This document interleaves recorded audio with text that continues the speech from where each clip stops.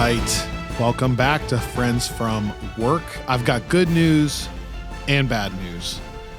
The bad news is that Robbie sounds like he's on his deathbed. He is sick beyond belief. The good news is he's still here showing up for work and has the potential to have a Jordan flu game today. So do you know the Jordan flu game as a sports fan or not? Yeah. Okay. Like today could be your flu game. You never know. You know, actually, my best race that I ever ran in high school cross country, I had the flu. See? So, there's a precedent. My friends and I use that in life all the time. Like when we're playing Warzone and someone's a little bit sick, but then they get, 12 kills in the game. Graham will be like, I had my flu game last night. Today is a tradition carried forward that we started a long time ago. I would say 4 years ago, probably, when we first had new projects coming out in the MCU. One of the value adds we thought that this podcast had was to go back and trace kind of from a different perspective, where are these characters coming from? Where have they been? What has led them to this movie? But you know what? I was thinking about it. We started it even before that. We started this in the original first season of the podcast. Did we really? Because I realized someone was going back through the rewatch at one point and either had a Discord message or something.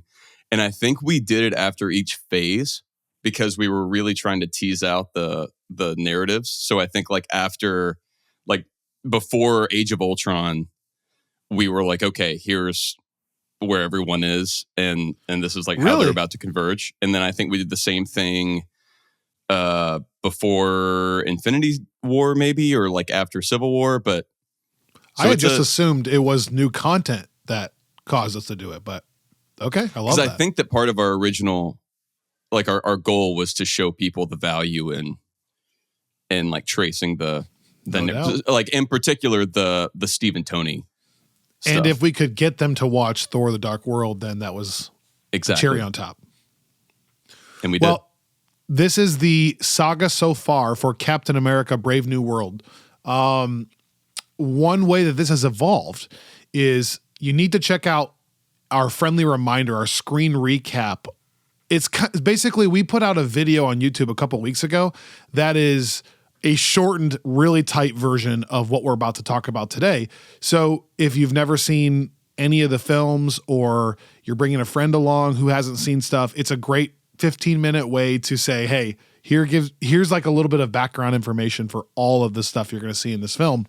Obviously no spoilers because we haven't seen it yet, but just things to prepare you for. That video was kind of birthed out of this episode originally, which is a more expanded look at that.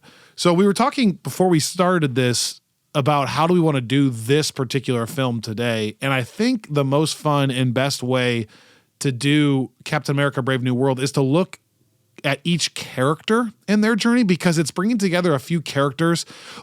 So often when we do Sam Wilson, it's in conjunction with Bucky and Winter Soldier or Steve Rogers. And it was interesting for me making that video thinking about, I've so often seen Sam, as so much of our audience probably has, as the side character. And very rarely am I thinking through his brain. What is he seeing? How is he seeing the world? Because he's always been that side player to me. But now this is going to be a fun discussion, I think, today to go back and go, no, how can we see this journey through Sam's eyes and someone like Ross, who again is always just a side character to the Avengers.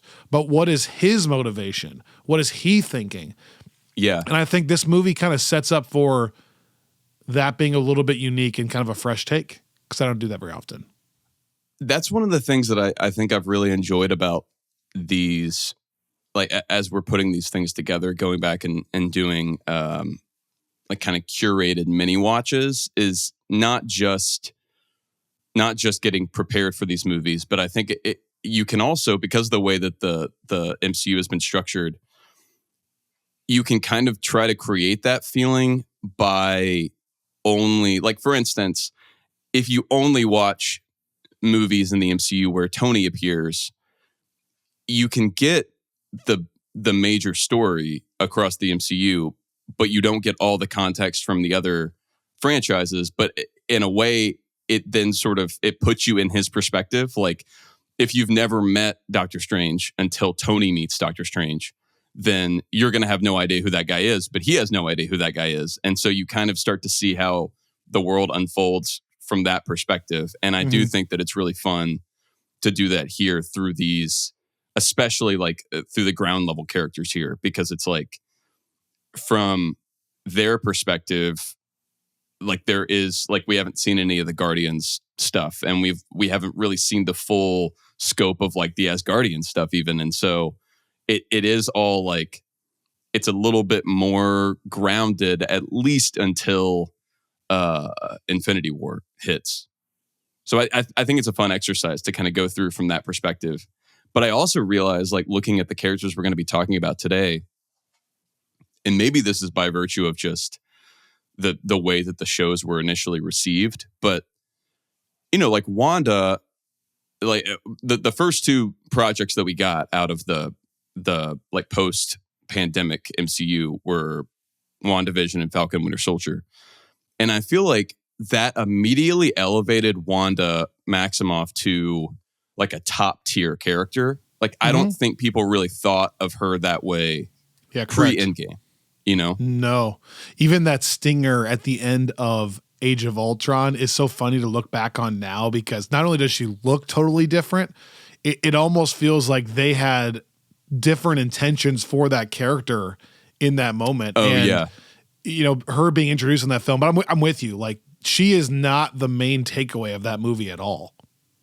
Yeah. It's like, I think, I mean, there was so much great work done by Marcus and McFeely across Civil War and Infinity War. And a bit in Endgame. But yeah, it's like that was really what, like, I think that was a really promising start for the post-Endgame MCU, because it created this blueprint of like, how do you take an existing character that we know and are somewhat invested in and help like bring her to a place where she can maybe fill the gap that's left by some of these marquee characters that we've now transitioned out. Mm-hmm. I think Falcon and Winter Soldier is sort of the flip side of that in some ways, where the show was not, I don't think people hated that show by any means. I just don't think it inspired the kind of like investment that WandaVision did. And I don't think that there's like a cause and effect here, but I do think it's interesting that really since WandaVision, because of Multiverse of Madness and then because of Agatha, Wanda has kind of stayed in that conversation all along. But what's weird is like we have not checked in on really any of the characters at play in Falcon Winter Soldier since 2021. Like in any way. Like we haven't gotten references to them. We have no idea what's going on with Sam or Bucky or Ross or like any of these. Like we saw Ross, you know, in Black Widow, which came out that year, but that was chronologically pre-Infinity War anyway. So I think it is kind of like it's I don't know if it's telling, but this is sort of an interesting moment where of all the character sets that we kind of had to focus on post Endgame, I would have thought that this would have been one we would have gotten more updates with by now. But because that was kind of the way Endgame ended, right? Like we're handing this over to Sam Wilson. He's going to be like the new guy. And then we had one 6-episode miniseries 4 years ago. And that's the last thing we heard from him or any of his like supporting cast members. So I totally agree with you. And that's a loaded statement because there's a lot that goes into that. First thought was it would be interesting to go back and track. While I agree with you, it would be interesting to look at in the Infinity Saga, which we remember being so connected. I do wonder how often characters were followed up on because they didn't have Disney Plus shows then either. So, for example, you know, like Thor Ragnarok didn't follow up on a ton of characters. So when would have been the last time, like, I do wonder if there were 3-year gaps between things anyways. Like you saw the Hulk in 2012 at the Avengers, then Iron Man 3 comes out. you wouldn't have seen him. You didn't see him in Civil War. So Age of Ultron, I guess. So I'm just curious. Like, there are probably certain characters that were getting 3-year gaps anyways, but just because now in our memory, the time is all scrunched together. It's all the Infinity Saga, you know, and you don't have the Disney Plus shows following up. But the other part of your statement now. Well, yeah, and the other part of your statement is that now we have Disney Plus shows, so there's even more projects coming out that aren't referencing those characters. I do think it a little bit aligns with my tastes too. Not to say that I'm like the prototypical Marvel fan, but I find myself, I mean, maybe it's chicken or the egg. Like I find myself craving follow-ups on Wanda and some of that stuff. But I don't find myself asking about Ross, like Hulk or Sam Wilson. And so maybe they're either reading that or I'm feeling it because they're not giving it to me. You know what I'm saying? Like maybe they're trying to play into what I'm saying or not. In general, this movie, I guess, is following characters that I'm not as invested in as some others. So I'll be going into the film in a very interesting spot. I do want to talk about that though, because today's going to be fun in that I didn't take any notes or any preparation other than putting that video together and having to rewatch some stuff for it. And so it's going to be a little bit of some trivia here, but I think that's kind of fun because I do want to test myself in that without doing a bunch of research. Where's my brain at with these characters? Like, can I remember where they were? Can I remember what they've gone through? You know what I'm saying? Because they are less checked in on characters.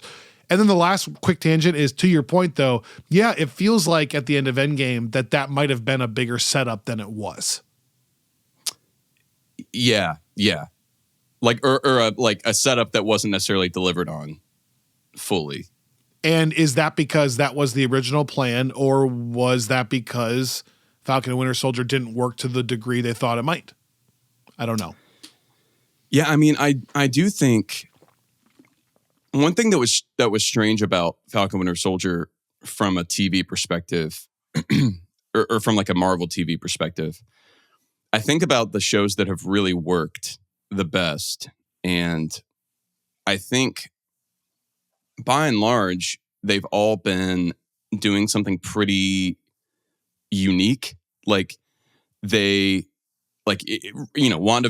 Loki, Agatha All Along, I think would be the ones that people look at as the most successful Marvel TV moments. And those were all kind of doing like weird, interesting things where you never quite knew what you were going to get. And then even like Hawkeye was a Christmas thing. So that was kind of like, that gave it its own flavor. But Falcon Winter Soldier really was just like a show. Like it was like, which actually doesn't speak to its quality at all. I just mean there wasn't like an elevator pitch for that in the same way there would be for like WandaVision, where it's like every episode's a different sitcom, or like even Loki, where it's like you never know what's going to happen because it's this like constant like mystery box thing. And so I think like I don't know if it was that as much as like if it was that people weren't interested in the character, or if it was just like there wasn't something to really like a lightning rod there to get people like debating or like super invested. Or maybe it was like in part because the like there wasn't a I see what you're saying. Like I also think this movie's been delayed a bit, so I wonder how much that speaks to it. But this is not the right word, but it didn't have any kind of gimmick, right? It didn't have any kind of thing that made it stand out or special. It was a show, like you said. I mean, because even like Miss Marvel, like has a very like unique take. Like it's trying to do like a teen like Netflix, that's a new character. You know, like and She-Hulk the same. Like very much has like a vibe that it's. So it's like Falcon Winter Soldier really is the only one that comes to mind right now that I would struggle to figure out like how to describe to someone that isn't already just like, I could say, oh, it's like more Captain America stuff, you know, but it's like if you're not already invested in that, like if you're trying to sell it to someone the way you would like even like Moon Knight, right? Where it's like it's kind of this like trippy, like you again, like New character too. yeah. But anyway, yeah, I do think I'm fascinated as we're like going into this discussion to see how much like Captain America now getting a movie will change that conversation, like how different it feels seeing Sam Wilson now again, like on the big screen for the first time, seeing all these characters, like whether it brings them back to the forefront of the conversation with any kind of permanence, or if it maybe is just like an area of the MCU that we focus less and less on as right time goes by. But anyway, no doubt. Okay, let's get into it. Today's episode is brought to you by our friends at Organic Price Books, the best in comic books. Get all your comic books at organicpricebooks.com. Use our promo code FRIENDSFROM to save even more money on books that are already quality and discounted, shipping fast. All your comic book needs, organicpricebooks.com. We'll be right back.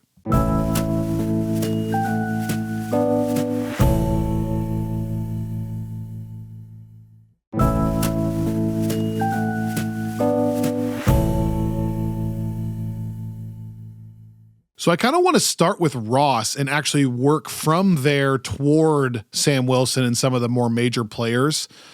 And the big question I have in my mind when I think about Ross, going all the way back to when we first see him, is how much do you think in tracking his story, he is operating from a place of wanting to gain power and political power in that sense versus genuinely trying to do the right thing in his brain? And that's an interesting question kind of every time you see him, because there are moments in The Incredible Hulk when we're first introduced to him where you get the sense that he's kind of just this power hungry, almost like crazy ex-military kind of guy in some of the sadistic smiles and stuff at moments when you're like, like, are you really just trying to catch this guy? Are you really trying to advance like the U.S. like military and government and the protection of people? Or are you kind of like into this, that this is going awry and whatever? And then by the end of the movie, he kind of learns his lesson a little bit in that he can't control it in the way he, but I guess I kind of start viewing him from the perspective of he's a little more ex-military, a little crazier, and a little less altruistic than maybe I thought. No, that's a really good question. I think that Ross genuinely thinks he's doing the right thing for American interests. Now, I think that, the MCU is playing with us a lot, especially in the early days. Iron Man was obviously so informed by like the post 9/11 world and U.S. foreign policy. And so I don't think that is necessarily like that. I think that that's still viewed as like wrong thinking, but I do think that like he at least is looking at it as like there is something here that could make the US like safer, and like Stronger. I think he views himself like he's part of the, like I think he views himself as doing what like Erskine was doing in the World War II era. And right, but that's fascinating because they're approaching it very different ways. Right. Erskine was turned off by the things that Ross seems to be leaning into. Like that's the reason Erskine ran from the Red Skull. Right. Yeah, and that's what's interesting too, because it's like you don't have the counterbalances there. Like if you look back at, like you had different personalities and viewpoints within the original SSR team, and you don't have that within what Ross is doing, in part because he's kind of doing it under the table, and that kind of adds some like moral ambiguity. Mm-hmm. But I do like, like what you said, by the end of the movie, he is making the decisions that he thinks will save the most people's lives. Like he's willing to like bet on Bruce to help clean up the mess. Like he's not, like there's the moment at the end of The Incredible Hulk where which we talked about this in our recap video, and I think a lot of people may be surprised to learn about like this little bit of lore between the Incredible Hulk and the Avengers, because a lot of people didn't watch those Marvel one-shots. Have you watched all those? Yeah, I feel like we have. did back in the day. Yeah, we talked about them years ago, and I hadn't seen all of them. And then somewhere in the, somewhere post that discussion, I looked them up. But I had seen some of them too. But yeah. Because there's one that's like a fairly, for our purposes, I think is significant enough that we mentioned the plot elements in the video. Like basically the actual like official Marvel line, and this is reflected in their timeline book, is after the events of the Incredible Hulk, the World Security Council wants Ross and Blonsky as Abomination to be folded into the Avengers Initiative, not Banner. And so they tell Fury that he has to send someone to Ross to try to recruit him and Blonsky in. And Fury thinks that's a terrible idea. And so the point is that he and Coulson and Sitwell decide to send Tony to talk to Ross, because they know that Tony will piss off Ross and keep him from actually joining, which is their whole goal. And so it's a whole like... Right. You actually brought that up, like you said, in the video, in the script for the screen recap. And admittedly, when I read it, I was a little bit confused what you meant by that. I didn't remember them intentionally not wanting him to join. Yeah. It is. I mean, it like even that's a really interesting look at the tension between like what Fury was trying to do in his own like morally ambiguous way and what Ross would have done and what he knew that bringing him in would look like. But one of the big takeaways for me from Ross before we like move, or I guess maybe this moves us from the Incredible Hulk to Civil War. I was really struck rewatching the Incredible Hulk this last time how many parallels there are between the kinds of things that he says in the Incredible Hulk and the kinds of things that he says in Civil War and Infinity War, where it's this like he immediately, like his first instinct is to turn, like anything that goes wrong or gets out of his control, those people become fugitives and they become the villains. And he has to, like he positions it to where now it's like the US Army or whoever he's like leading, they are now the good guys, and whoever they're hunting are the bad guys, and they're the bad guys because he has the power to call people the bad guys. And you see that tension over and over again in the Incredible Hulk, and you see that between him and Betty and Betty's husband or boyfriend, sorry. And they're all talking about this like, well, you're saying that Bruce is a fugitive, you're saying that he's a criminal, but no one else has ever called him that except for you. Like you decided to label him that, and now you've been able to marshal the entire US military against him. But that was all your call. Like, so now you're operating as though like you don't make the rules, you're just kind of following orders, but you're the one that made the rule. And I feel like that through line carries like way more to Civil War than I think I initially thought, because whenever he pops up in Civil War, I thought at the time that he was almost like a totally different character. Like, it was William Hurt, same name, but like he presented so differently. Yeah. But you start to see a lot of similarities. That's a good call out. Two things really quickly. We say this sometimes in this podcast for people who don't know what we're talking about, at the risk of sounding dumb, because if you're not into this, maybe you don't know this. For Steve Rogers, I would say that just as a reminder, we're talking about Ross, who's played by William Hurt the whole time. William Hurt passed away. And so Harrison Ford is now going to be playing Ross, but it's a straight up recasting. I mean, I think as a fan, you're supposed to take all of this history and baggage into Harrison Ford's character. They even make a sly reference about the mustache or whatever. Right. So just know this is the same person. This is not a new person. That's the side. The second thing I want to say is, so you only see him in the Incredible Hulk, right? And then you see him as that little teaser right before the Avengers. Then you see him in Civil War and Infinity War. And when he starts in Incredible Hulk, remind me, is he, as far as his career goes, is he just General Ross? Right. Yeah. Then he's Secretary of State Ross, correct? In Civil War. And then Infinity War, is he still Secretary of State Ross? Yes, I think that's right. Now he's President Ross. And the only other time, there's two other times to my memory that we've heard of a president in the MCU. It's one, all the way back in Iron Man 3, where there's a president, and we had not seen that before. And then two, in Secret Invasion, there's President Ritson, who has either now been assassinated or his term was up. And I don't know the exact timeline of this as far as if that's the president. So it'll be interesting to see if they even remark about that at all, or if they're like they did with the Marvels, just kind of ignoring Secret Invasion entirely. But sorry, career-wise, that's how he's advanced.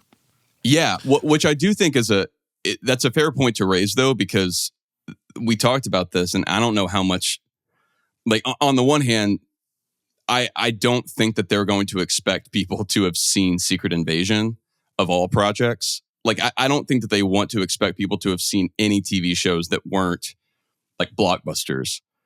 But it is weird because the end of Secret Invasion was like a pretty big deal, or it seemed like it. Like, you know, you had this real shift in policy towards super people from that administration. And so it's like, do you think any of that stuff's going to carry through? And is that going to kind of help pave the way for some of the stuff that we've talked about, I guess, last episode about what might happen between Thunderbolts and Daredevil? Well, even Ross being elected, is that a sign of the times within the MCU? Are people that live there growing restless again towards those kind of things? I don't know. Like, if you were in America and you had the Accords and all of that, but then all of that kind of, to the average person, I think, got wiped out when literally aliens attacked New York. Like, think about Thanos' order showing up. That would have been in all the papers and on all the news outlets. And so I think there's a little bit probably of, okay, like, whether we need the Accords or not, go ahead and get the whole team together because this doesn't seem to be good. Since then, have you had enough unrest that people are starting to feel uneasy, and therefore we're kind of getting back to that Civil War Accords type era, in which case, is that something that leads to getting Ross elected? Or if they do give a crazy shout out, like, was Ritson assassinated? And does that, only just grow the unrest for someone like Ross to be needed? Yeah, I mean, he is a very, there's almost this weird back and forth between Ross and Fury. If you look at the trajectory of the entire MCU, like, the moments when Fury was kind of at the zenith of his power are the moments when Ross really receded into the background. I think technically, timeline wise, Ross was supposed to have the heart attack that he talks about in Civil War pretty soon after Incredible Hulk. And then we basically, we don't hear anything from him again until 2016, which is right when Fury has really now receded into the background post Winter Soldier and Age of Ultron. And then we don't hear from Fury again until like the post Endgame era. But now he's kind of totally removed from the real like center of power, which again is why I'm curious if Secret Invasion factors in at all. Outside of popping up here and there, like the dusting sequence and him being at Tony's funeral, etc. So it's like my point there is Ross is, from the public perspective, maybe the person that's been involved the most in the whole ongoing saga of the super people. And so maybe, like, I could see kind of two different arguments where one would be like, we need someone that understands this phenomena enough to be able to handle like the new like status quo. And then on the other side, you could also see we need someone that's hardline enough to like... Yeah, correct.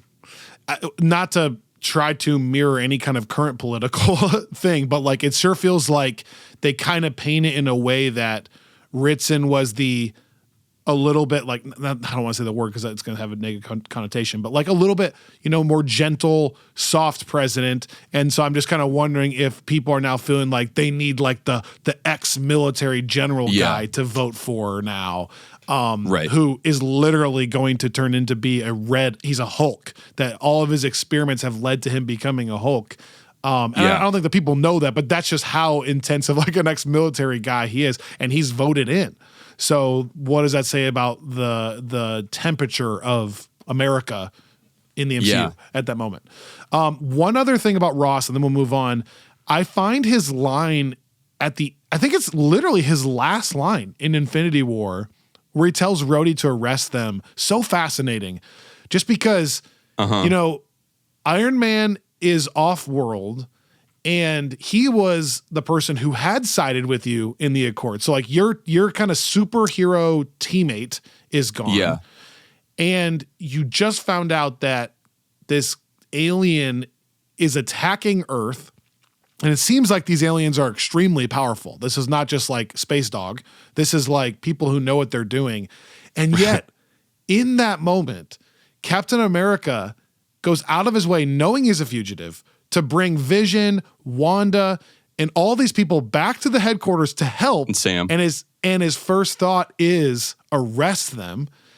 What does that tell you? I mean, it's just crazy. I guess that's just a fascinating perspective that even then he still wants to go by the book. And it's the book, again, that he's kind of created. It's not even like a book that is necessarily currently agreed upon amongst everybody. And it makes sense to me in a way. Like, I think this is one of the differences between Ross and Fury is Fury, especially as we get kind of the Captain Marvel context, is someone that he's had to be comfortable for a long time with there being things out there that are beyond his control, more powerful than he can really understand. And that's sort of what prompts the whole Avengers initiative. Whereas like Ross, I think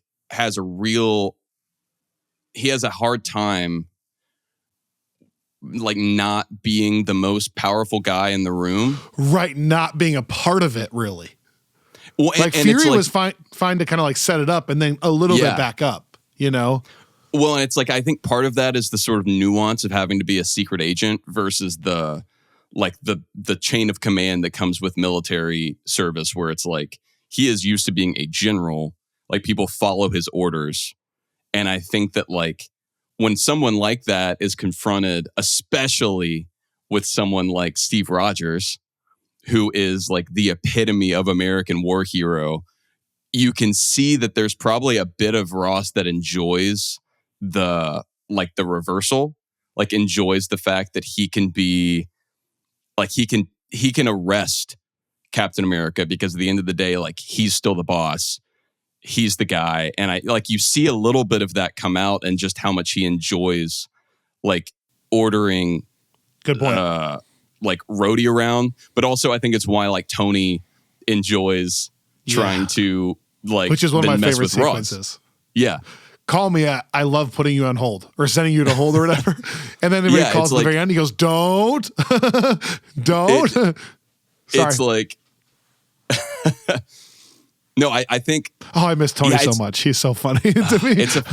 It's just like a fascinating dynamic. And I love that with Tony too, because otherwise you would start to think that Tony, like, it's not that Tony actually sympathizes with Ross. It's like Tony is motivated in that by his own guilt around Sokovia. It's not that he like really lines up with Ross's approach. He disagrees with the raft. He disagrees with all that. But it's like you see these moments where like Ross can be elevated and where interests will kind of temporarily align. But when it comes down to it, like he doesn't, like I'm curious to see how that shows up in Brave New World, because it's the most screen time we'll ever get with him since Incredible Hulk. And specifically with Sam Wilson, he's basically only ever known Sam as a fugitive. Right. Okay, let's get to Sam in a second. I have two more things I want to go back and track now. Now let's go all the way back to Incredible Hulk and kind of let's look from the lens of the super soldier serum, how that affected Banner, how that could affect Ross, these other super soldiers like Bucky, just briefly that perspective. And then I want to go back and look at what it means to be Captain America, Steve Rogers, Sam Wilson. Those are my two chunks left. Nice. So before we transition to Sam Wilson, going back, so the serum we find out is invented by Erskine in what, 1944? Two? Yeah, 1942. That's when it starts. So 1942, he's already experimented on the Red Skull. It kind of amplifies what's already inside of him and makes him aggressive because he already was aggressive and power hungry. But this serum gets tried on Steve Rogers and amplifies what's inside of him too. But this serum has since been attempted to be replicated. I mean, in the MCU, probably, let me think about this, to our knowledge, 6 or 7 times. Yeah. I mean, like, they try to replicate it right away to make more Captain Americas. That doesn't work. They try to replicate it in the Hulk, which is a little bit different because they're kind of also mixing in some gamma radiation and stuff in the Hulk, correct? Yeah. Yeah, I think like that was one of my takeaways here is there are like 2 separate serums. Kind of well, yeah, I mean, like, I think by the time we get to Ross, even then, he's kind of going at it 2 different ways. Like, I think that there's the one, like, pure kind of gamma radiation avenue, and that's, like, where he says that, like, that whenever he's describing this to Blonsky in the movie, Banner's accident was an accident because they had no idea they were anywhere close to something that would actually, like, impact someone's, like, physiology. So I think that, like, that was like them kind of tinkering with things, and Banner didn't really understand what was going on, and so it was just like this kind of perfect storm. And then they also had like a kind of Steve Rogers style, like, let's just make you into like a perfect soldier, and that's the kind of experimental serum that he gives Blonsky that makes him look all like sweaty and gross and pale. And so it's like, I think, and then Abomination by the way, is and that's the same combination serum of those. Oh, okay. That's the same serum that Bucky gets. That's the same serum that Bucky is afraid those Civil War super soldiers that Zemo kills got. That's the same kind of serum that John Walker ultimately takes, right? That's that one trying to be perfected. Whereas the Red Hulk, we assume, comes from more of what happened with Abomination, right? Yeah, yeah. And I do, like, it's weird to me sometimes that no one was able to, like, you can't ever figure out how close people are getting with the serum because, like, Bucky, for instance, seems to be pretty, like, it's never, like we're never told. It worked great outside of the fact that he got his mind hijacked, but the serum was perfect. Yeah. Right? Like, my understanding is, like, if not for the mental, like, the brainwashing, he would basically be the same. But, I mean, that said, obviously, he's not as big as Steve, so maybe it's still not as effective. But we've seen him run kind of at Steve's pace and, yeah. He's clearly strong. So maybe it's like more like what we wind up getting with, like, the Flag Smashers and Falcon Winter Soldier, where it's like they have the serum, but it doesn't change their, like, outward appearance. Yeah, that's what I think. I think Bucky is kind of Flag Smasher power, except that he has, like, military history and a vibranium arm. That's the 2. Yeah. So, like, if you had to say, why is he stronger than a Flag Smasher? It's one step up from that. But my thought always was, it worked a little less than Steve Rogers. Like Captain America could beat Bucky, I think, if he wanted to. I think. Because I guess, like, Schmidt, it would basically be the prototype for Bucky, where it's like maybe Zola basically figured out how to like repurpose the formula that Schmidt took, the original Erskine formula that wasn't perfected, except it just didn't like burn all the flesh off of Bucky's face. Right.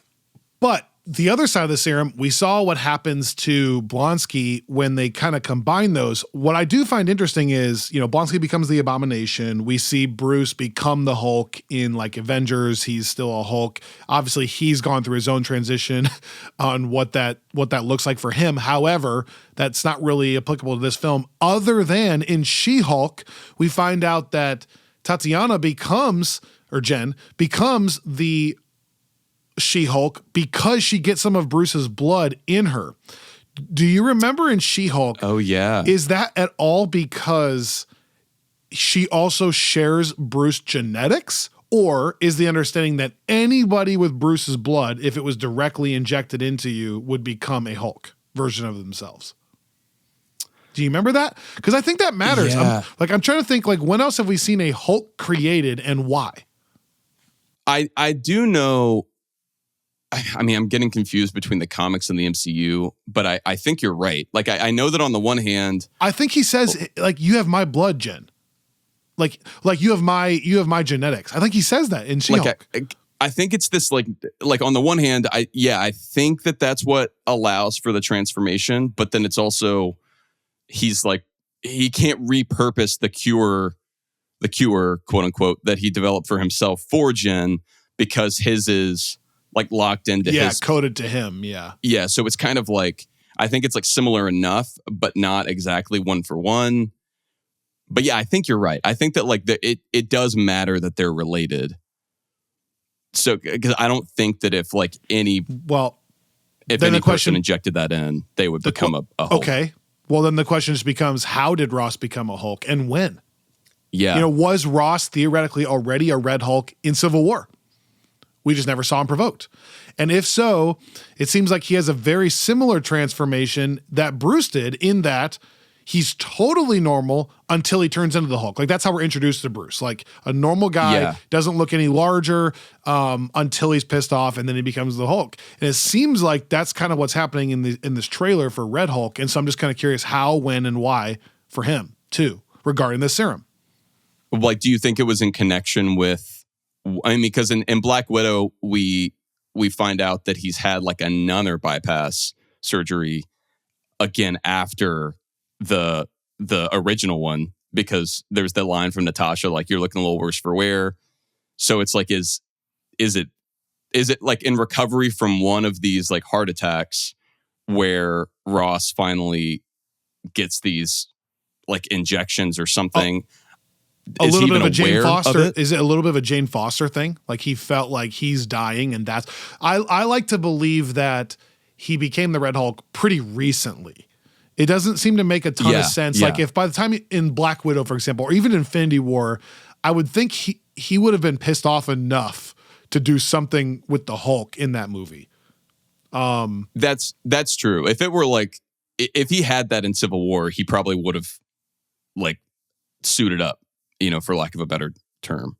Yeah, I think it feels like a post-Endgame thing. Remember, Black Widow takes place before all this too. So when we saw him there, even though he physically looks really old, the actor, I mean, that took place earlier. So I like to believe I'm guessing here that he probably did this later on, like post-Endgame, in that gap, trying to figure out how to prevent this. Maybe he feels like he's getting old. He's getting sick. Do you think... if I had to guess though, my read is still that he doesn't even know that he's been transformed into the Hulk. Okay, wow. So it's like the original Hulk where like he'll wake up and go like, did I hurt anybody? Kind of thing. Well, like I just think that, I mean, like, you remember that? Remember that? Like, originally the Hulk was like, oh gosh, what did I do? It was like he would totally black out. The leader... Just the little bits of things that we've gotten in the trailers. We've gotten so little information on what Stearns is doing. Let's talk about that too. I kind of love that. Like, but that's like, I wonder, I mean, it sounds like he has been pulling all these strings. And so it's like,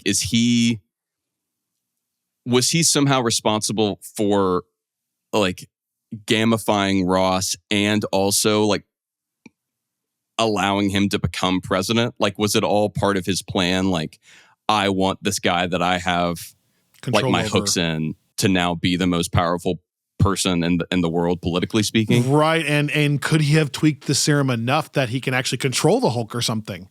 Yeah. Once he turns into it. So he's, because that is one of the things that, yeah, like let's back up real quick on that, because this actually blew my mind. I did not remember this. Again, for people who have not seen The Incredible Hulk in a long time, which is probably a lot of us, a lot of people going to the theater, I didn't realize. So Samuel Stearns is just a scientist who is trying to help fix Bruce at the beginning of the movie, but then kind of gets fascinated by the power of this serum And I didn't realize at the time, because I knew nothing about it, that there is a shot of him getting knocked out, falling to the ground, and he's got a cut in his head, an open wound. And in that open wound, Bruce's blood goes into his head. And this is the part I didn't realize. His head like bubbles and grows. Yeah. It looks like swollen. At the time, I know nothing about comics. I knew nothing. Well, I didn't realize the leader is historically in comics famous for having like an extra sized large head, like a large head. And so they were already kind of shouting that out then. So that guy now is back in this movie. He's one of the voices in the trailer. And how big is his head? I don't know. But clearly he has taken that experiment and run with it a little bit. And we'll be able to see the effects of what actually happened to his brain with that blood in this film. And just as a little background for everybody.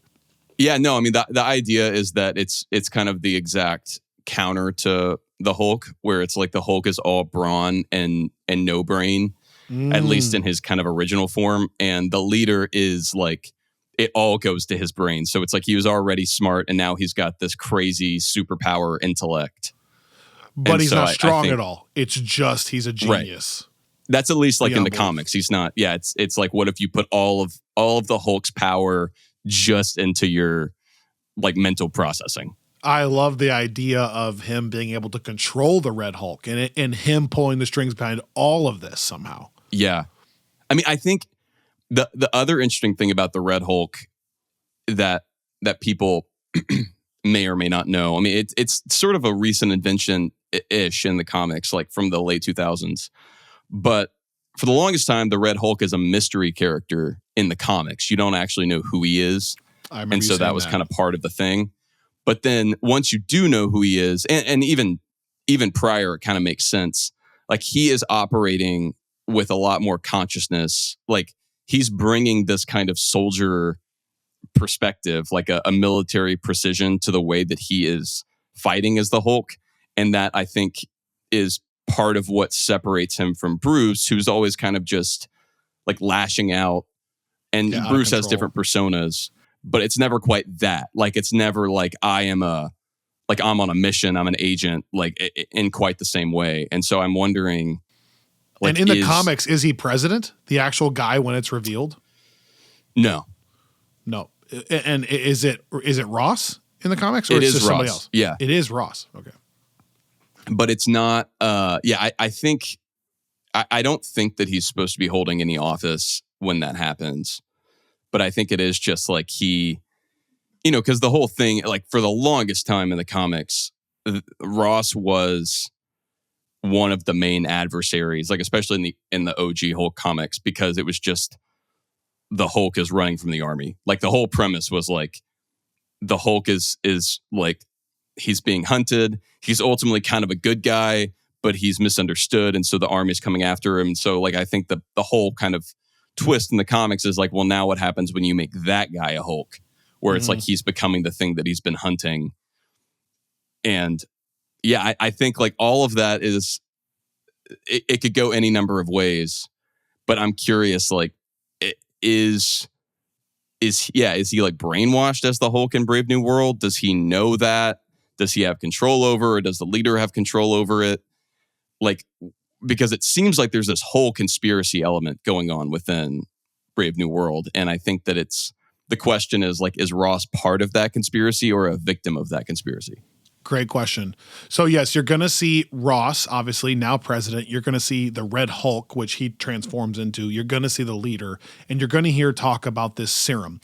And so lastly, let's kind of look at the serum from the perspective of what does it mean to be Captain America? In Falcon and Winter Soldier, they even wrestle with that idea of, are you Captain America if you don't have the serum? If there's nothing, quote unquote, special about you, can you be Captain America? So go all the way back again. We find out that the serum works on a guy named Steve Rogers. He becomes a figure for America during World War II when they need a figurehead to kind of like launch a literal PR battle, like to increase the support for this fight. They give us a Captain America. He kind of goes rogue and ends up actually fighting and helping, but that wasn't the original idea for Captain America. It was always supposed to be this figure that's propped up. So Captain America himself, Steve Rogers, goes through his own journey with what that means. Like as as he gets manipulated more and more by the government, Steve Rogers, that is, he is wrestling with what does it even mean to be Captain America in 2012 versus what does it mean to be Captain America in 1942?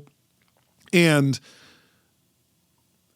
when the government lies to him, does he end up just feeling like a puppet? Is he manipulated in that way? And especially because he's been frozen for so long, what does he have left in today's world? Like, he doesn't know any of these people. He doesn't know how the government functions, what the worldwide political landscape looks like for him. So Steve Rogers has kind of gone through a weird journey. Obviously, we know he goes through all the films. I'm not going to go over Steve Rogers' journey. But at the end of Endgame, he has gone back in time and lived a life with the love of his life, and he's grown old. And part of that is he then wants to pass the shield, which is kind of this mantle of Captain America, not just a physical shield, on to Sam Wilson, who we are introduced to Sam Wilson in Winter Soldier, where he is an ex-military vet, not ex as far as he's been decommissioned, but just that he is retired and he is counseling other vets on where they're at. And he's a really great listener with that stuff and a great therapist for them. He meets Steve Rogers and he's instantly becomes a great friend to Steve because that's the kind of person Steve needs.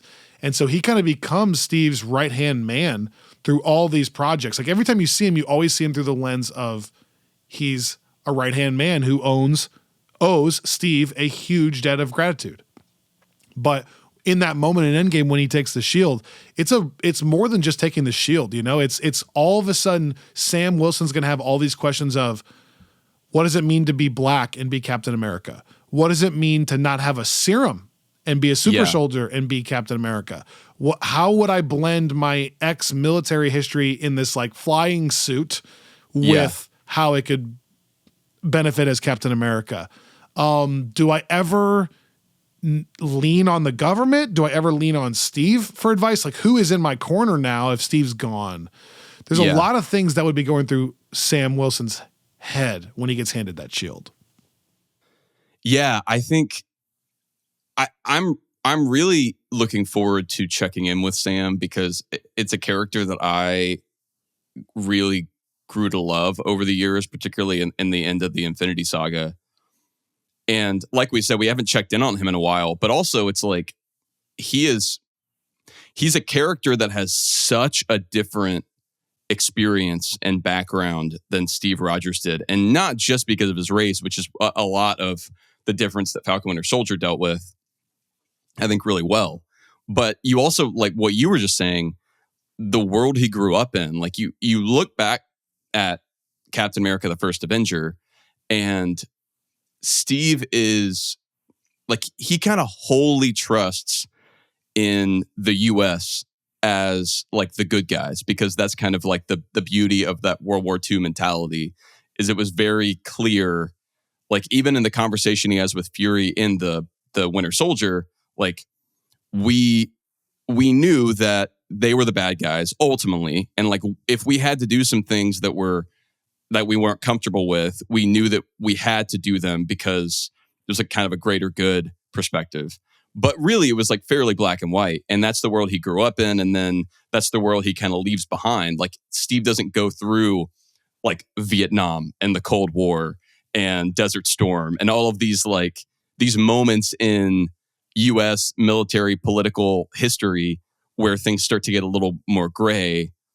Like he wakes up in a world that is like, you know, post 9/11 and kind of war on terror. And so then he's suddenly, and then immediately there's an alien invasion. So it's like, he's never really totally informed by like the late 20th century America that like Sam would be informed by. Like Sam is someone that grew up in the world that we grew up in, that was part of the military in like the 2000s, not in the 40s.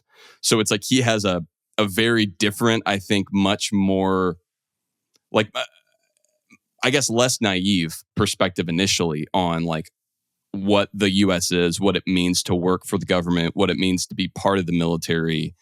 And I think you see a lot of that nuance come across both in the way that Sam talks to people like talks to veterans that we see in Winter Soldier, but also in the way that he talks to like Carly and the Flag Smashers in Falcon and the Winter Soldier, because it's they like lean into he's not coming at it from this like, and you know, again, Steve, like I think the whole point of Winter Soldier is Steve's learning that same lesson that like you just can't, he can't trust authority to do what he thinks that they should do, or to really like follow a conscience.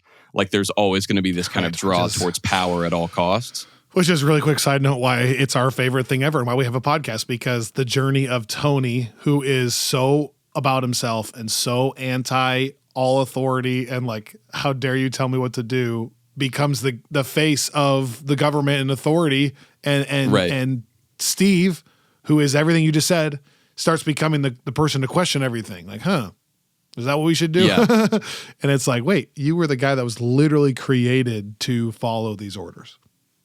And it I think, you know, it's such a charming dynamic between him and Steve, because they help each other consistently. Like Sam, and when Sam meets, and, when he meets him, he's already meeting Steve as a celebrity too, which is kind of interesting. Yeah, like when he's jogging, he's already known Steve Rogers as the hero of New York. Right. And but it's like he's already kind of you know, he's helping Steve, which I think is important. Like Sam was Falcon, not Captain America, and so he was never headlining anything until we got to Falcon and Winter Soldier. But I think it's, as much as it's like Captain America was the protagonist and Falcon can start to look like a sidekick, and like he plays into that, like I just do whatever he does, but slower. For sure. Yeah. But at the same time, I think it's important to look back and see like he, from the first conversation, is the one that's like kind of trying to help Steve come to terms with waking up. Like he's like, it's the beds, right? You know, like you like feel like you need something to feel like you're sleeping on the floor, because it's like otherwise you're going to fall right through the mattress. And he's talking about being a veteran in that respect. He's also giving him like the Marvin Gaye recommendations and like telling him what to like watch and listen to. And then he shows up and helps him when he's basically got no other friends. It's him and Natasha against the world. So it's like he, like from the beginning, in a way, in a real way, Steve has always needed Sam more than Sam needed Steve. Like Sam has kind of come in, and same thing with Civil War. Like Steve is kind of like on his own, and there's a point where it's just him, and then Sam is the only one that's kind of coming with them, and then they're able to, from that point, bring Clint in and bring Scott in. But it's like, right, he's faithful and loyal too. Yeah, and he's kind of helped. Without Sam, we might not have, you know, Steve might not have made it as far as he did. Probably wouldn't have made it as far as he did. But then for Sam too, though, it's got to be so interesting that now Sam is having to move into a life without having that kind of, not that Steve was his compass, but like Steve gave Sam purpose in that Sam could do all those things. Sam could be there for Steve. Sam could help for Steve. Well, now Steve's not a part of it. So what does it look like for you to now be the sole person in charge? You're not helping anyone in that way. Like you're not an assistant to anybody, you know, you are the one that's having to make these calls or argue with the president or whatever. Now you're not facilitating or like he's the one that has to, like, I think the moment at the end of Winter Soldier is so telling, where Steve gives the kind of original, like inspirational speech, and Sam's line, like, did you have that off the top of your head or like, was that written down? And it's like, you kind of see this, like, you see what inspires, like what about Steve inspires him.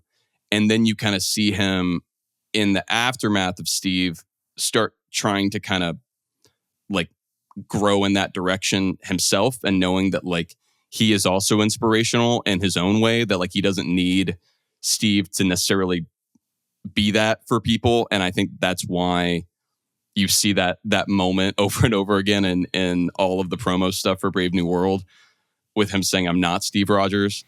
But it is like, I think it's going to be fascinating to see a Captain America movie where we are focusing on such a different, like perspective, like from that character, like that has such different experiences. Even in Falcon Winter Soldier, it was such a great look at like he doesn't have like he's having to try to like convince the loan officer, to like help them keep their parents' boat, and there's like all this, like everything is harder for him. He doesn't have the benefit of having like a Smithsonian exhibit dedicated to him. He doesn't have this like worldwide recognition.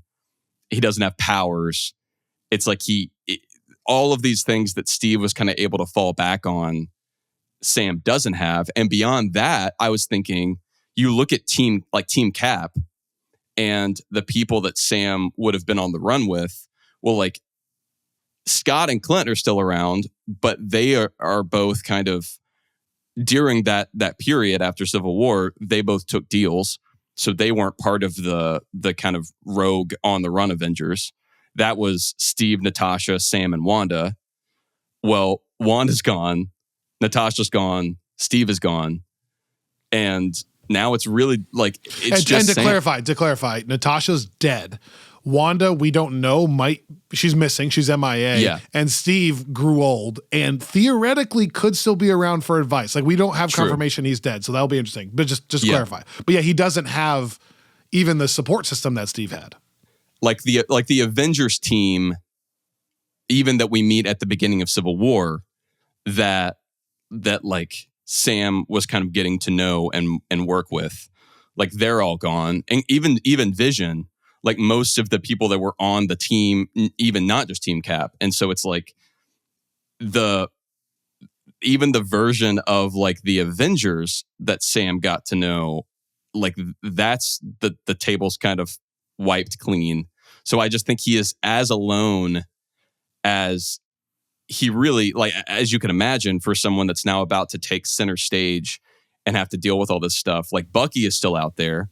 Mm-hmm. And I'm really curious to see, like, obviously he's going to be a like marquee character in Thunderbolts just a couple months from now. Right. Sebastian Stan has denied that he's in this movie at all, but yeah. Which makes sense, but surely there's going to be a name check there. Like I'm curious what he's up to from Sam's perspective. I love what you said. So don't hear me saying anything other than that. I totally agree with what you're saying. I do wonder if now at this exact moment that this film might actually not be as much about that because of Falcon Winter Soldier. It feels like Falcon and Winter Soldier was about that. It was about Sam wrestling with all of those things you just talked about. Like, I'm alone. Yeah. I'm black. I don't have the same luxuries that Steve had. Blah, blah, blah. I don't have Steve. I don't have the team. Right. I don't have the support system. And yet at the end of that show, the last time we saw him, he kind of came through that. Like, he gives a moving speech. He now has this vibranium flight suit from Wakanda, which is maybe even just also like a show of support from them too. So I do wonder if this movie is going to lean into that stuff less now. Like I think we're going to be seeing a little more of an established Sam than he was in Falcon Winter Soldier right now. Like at the end of that show, he takes the shield from Bucky in like a moving sequence of Bucky also just being like, no, you need to be this person. And like we know the John Walker thing's coming up anyways. I just think that this is going to be a little bit different because I think we're catching Sam at a slightly further down the line spot where now I think he's a little more comfortable with being black Captain America in America than he was at the beginning of Falcon Winter Soldier. And I'm not saying this is there, but it will be fascinating to see if any of that support team gets a reference in this. Like theoretically, Vision's gone, right? Remember the White Vision thing?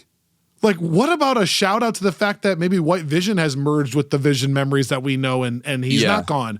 I'm not saying it's going to be in the movie. I just think it's a little bit different of a spot than Falcon Winter Soldier. That's all. No. I think that's true. I think what's interesting to me though is one, Falcon Winter Soldier was so much about like I wonder if Brave New World is going to be what I initially expected Falcon and Winter Soldier to be, which is like Endgame ends with him as the new Captain America. And then basically all of Falcon Winter Soldier, like it starts with him giving it up right away.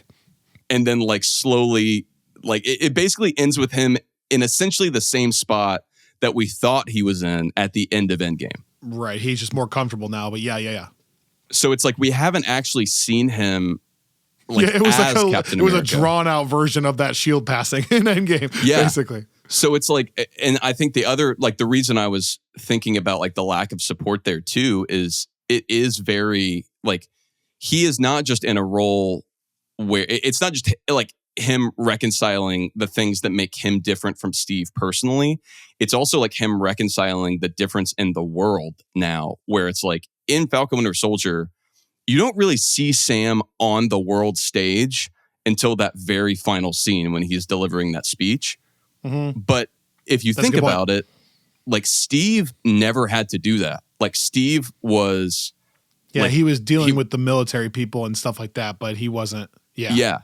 And like he would have ostensibly had he not been frozen at the very beginning. Well, that leads perfectly into the final thing then, which is that in the trailer we see that Ross is wanting to bring back Captain America. So I think Sam right now as it stands is Captain America, but really only to like kind of in that he is a good person who can help when necessary. But it's not like, I don't get the sense that he's like a government deemed figure at the end of that. He's thing. like a symbol. Correct. He goes through his own personal journey to accept that. But it's not the same as like what John Walker got, which is like, here's the government saying, here's our formal selection for Captain America. I don't think even at the end of the speech, they go, you know what? You are like the government's Captain America now. Right. But that's what this movie is partially going to be about too, is like, it seems like Ross is wanting to bring back that aspect of it. Like the way it was created in 1942 is like, you're not just Captain America as far as like you've accepted the shield.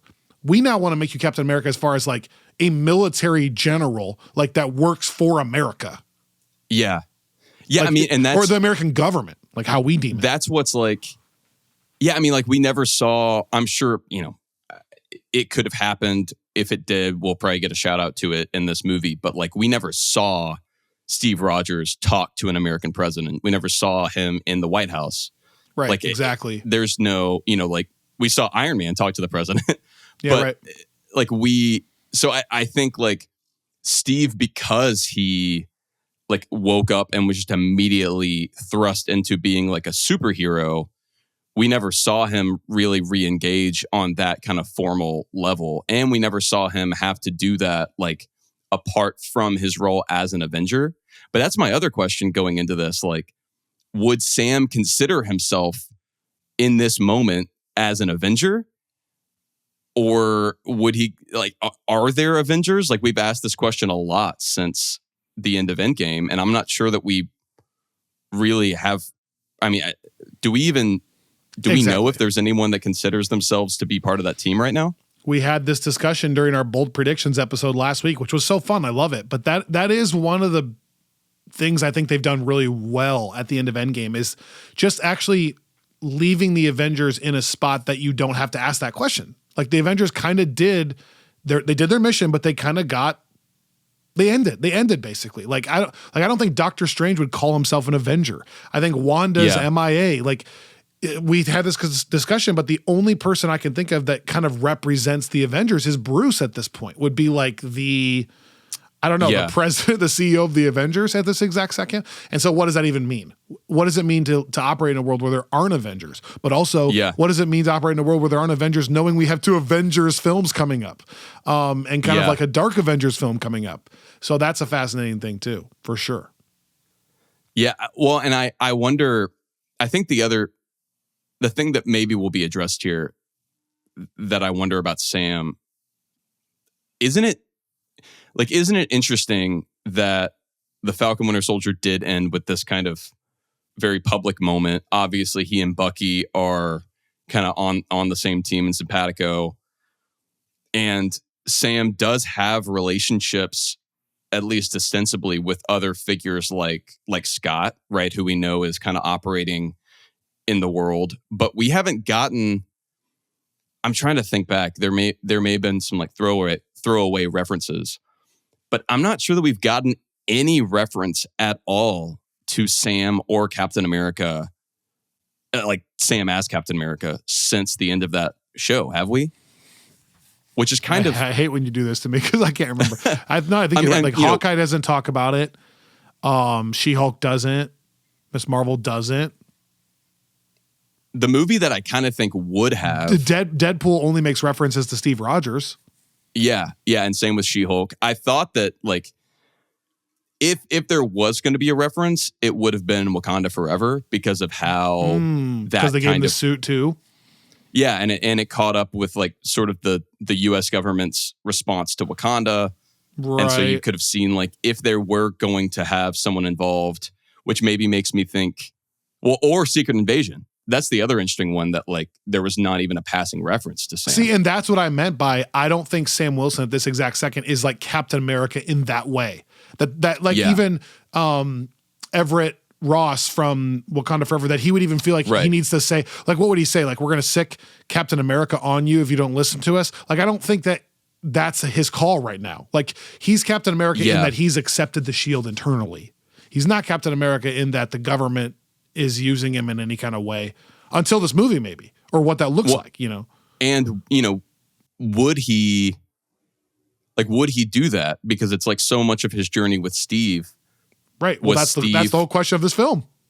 Yeah. It's like, I mean, Steve's like refusing to be a puppet of anybody, like goes against SHIELD, goes against the UN. And so is Sam now going to come in after seeing the government really betray him and Steve's memory with John Walker? Like what would it take to bring Sam into the fold in a way that he would feel comfortable with? And with Ross of all people, like the person that like hunted him down for years. Find out all that and more on February 14 when Captain America Brave New World releases in theaters. The final thing real quick, just to put a bow on this, the last little nugget that people need to know is that there was a movie called The Eternals, and it was a totally different set of superheroes of sorts. And in that film, if you didn't see it, there's a whole kind of like sci-fi backstory to how planets are created and whatnot, and how life even exists. And it's from these beings, these gods called celestials. They're literally the size of like planets. And we find out that there are celestials that are inside some planets that are being birthed out of the planet, and it does cause the destruction of that planet, but that celestial can then go on to make a ton of other life because of it. Well, they stop that process from happening as this giant, like world-sized celestial's hand is sticking partially out of the ocean. And we now know from off-camera stuff that celestial is what's going to bring this metal, this very, very strong metal to Earth called adamantium. And that doesn't mean anything to you if you don't follow comics, but if you follow comics, that is a very, very strong, like vibranium type metal stand-in for vibranium that Wolverine, as an example, had as his claws that he had injected into him.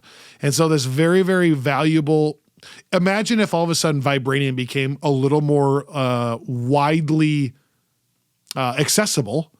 Yeah. Like there would be a power race, a power struggle, like the gold rush to this celestial hand. If now you can mine adamantium, it would be like, because vibranium for a long time, Wakanda thought they were the only place that even had it at all. They then find out that there's actually some under the ocean as well, but that like fundamentally shakes them as a people group, like as a nation to their core, because they had believed they were the only ones that had it. That's how valuable it is. Like one little square of vibranium was worth fighting wars over because of this material. So now if adamantium's that same way and all of a sudden it's accessible in this ocean in the Caribbean, what would that look like for the political landscape? And I do think that's going to matter to this film. Especially because is the leader trying to get a hold of it?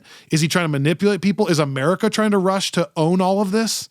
You know? Yeah, I mean, well, like, you know, Wakanda Forever showed that there was now this rush to try to get vibranium. Correct. And so it's like that is something that people are already like. So yeah, this popping up when it does is kind of perfect timing for people that are looking for a substitute like that. And it's popping up not in American territory. It's not on American soil. So Why do they have any more Where right is to that? it? I think it's supposed to be like in the Caribbean, right? I know they filmed in the Caribbean. Like they filmed it, didn't they film in the Canary Islands, I think? That's something I need to be fact checked on. But my understanding was it's not American territory, so it's not America's right to it. But knowing America, we're going to try to make it our right, is my guess. Underneath the Diablo Mountains in California. Oh, it is off America's coast. The other side of the ocean, the other ocean. Let's see.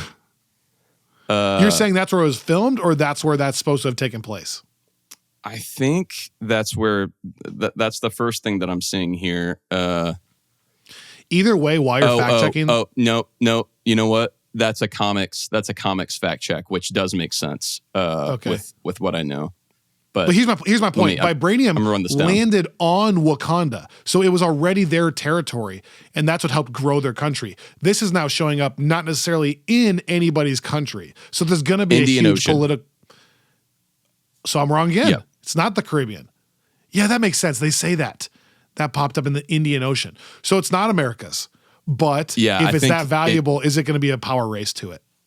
And then what? It's like. Yeah.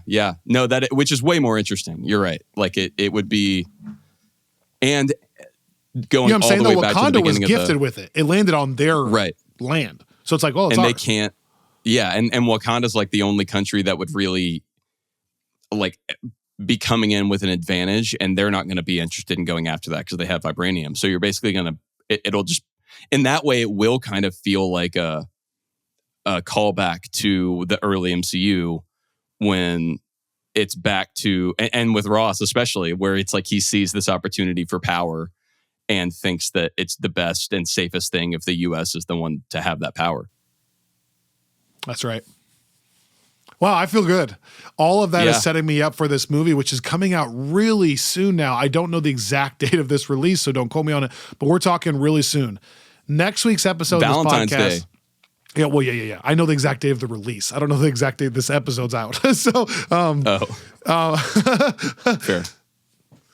What I am interested in is next week's episode is going to be TBD, just because we never know when we're going to actually see the film. Assuming we have seen the film by next week, then next week will probably turn into a spoiler-free preview where we'll talk about the film, but we won't say any spoilers, just kind of generically what our thoughts were.